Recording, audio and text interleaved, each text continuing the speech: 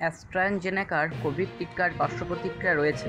সম্প্রতি একটি আইনি প্রক্রিয়ায় এমনটি জানিয়েছেন খোদ কোভিড টিকা প্রস্তুতকারক অ্যাস্ট্রাজেনেকা। তারা জানিয়েছে তাদের কোভিড টিকার পার্শ্বপ্রতিক্রিয়া হিসাবে টিটিএস হতে পারে। কি এই টিটিএস? এর টিটিএস এর পুরো নাম আপনারা স্ক্রিনে দেখতে পাচ্ছেন। এটি এমন একটি শারীরিক অবস্থা যেখানে রক্ত জমাট বেঁধে যেতে পারে, প্লেটের সংখ্যা কমে যায়। সম্প্রতি অ্যাস্ট্রাজেনেকা কোভিড টিকা সংক্রান্ত একটি খবরে পরেই সোশ্যাল মিডিয়ায় বহু পোস্ট দেখতে পাওয়া গিয়েছে। একাধিক পোস্টে ভারত সরকারের আক্রমণ করা হয়েছে কোভিডশিল্ডকে ভারতে ব্যবহার করার অনুমতি দেওয়ার জন্য। কোভিডশিল্ড অ্যাস্ট্রাজেনেকার তৈরি কোভিড টিকার ভারতীয় ভার্সন। সেরাম ইনস্টিটিউট ভারতের কোভিডশিল্ড তৈরি করেছিল। সম্প্রতি অ্যাস্ট্রাজেনেকা কোভিড টিকার পার্শ্বপ্রতিক্রিয়ার খবর সামনে আসতেই কোভিডশিল্ড নিয়ে চরম আতঙ্কের একটি ছবি তৈরি হয়েছে।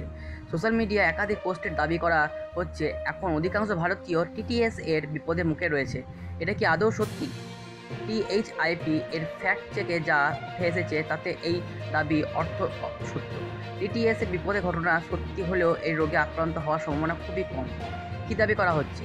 একাধিক সোশ্যাল মিডিয়া পোস্টে ভারত সরকারকে কাঠগড়ায় তোলা হচ্ছে ভারতে কোভিডশিল্ড ব্যবহারে অনুমতি দেওয়ার জন্য। দাবি করা হচ্ছে এই অনুমতির কারণেই ভারতের জনগণ কোভিড টিকা পার্শ্বপ্রতিক্রিয়া হিসাবে টিটিএস বিপদে পড়তে পারে।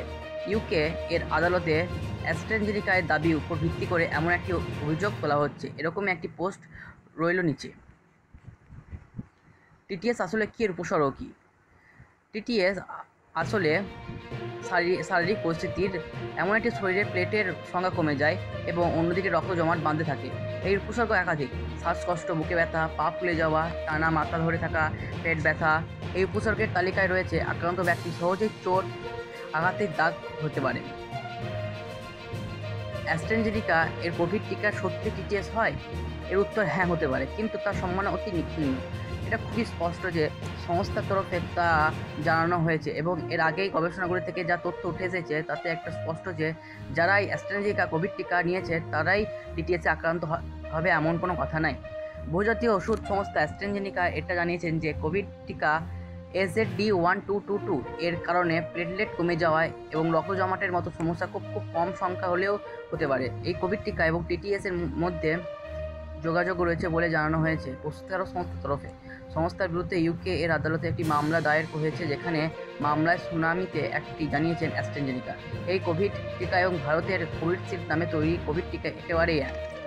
আইনি প্রক্রিয়ায় সংস্থার তরফে নথিতে দাবি করা হয়েছে যে টিটিএস হওয়ার সম্ভাবনা থাকলেও তা রেয়ার বা আনকমন। অ্যাস্ট্রাজেনেকা ব্রিটিশ সুপার ওষুধ সংস্থা অক্সফোর্ড বিশ্ববিদ্যালয়ের সঙ্গে যৌথ উদ্যোগে তৈরি হয়েছিল এই কোভিড টিকা। এই টিকায় ভারতে কোভিশিল্ড নামে তৈরির জন্য ছাড়পত্র পায় সেরাম ইনস্টিটিউটে। এই টিকা ইউরোপের বাজারে বিক্রি হয়েছিল ভ্যাক্সিরা নামে। অর্থাৎ এইসব টিকার ফর্মুলা একেবারে এক, শুধু এলাকা এবং প্রস্তুতকারক সংস্থা ভেদে ব্র্যান্ড নেম বদলে গিয়েছে।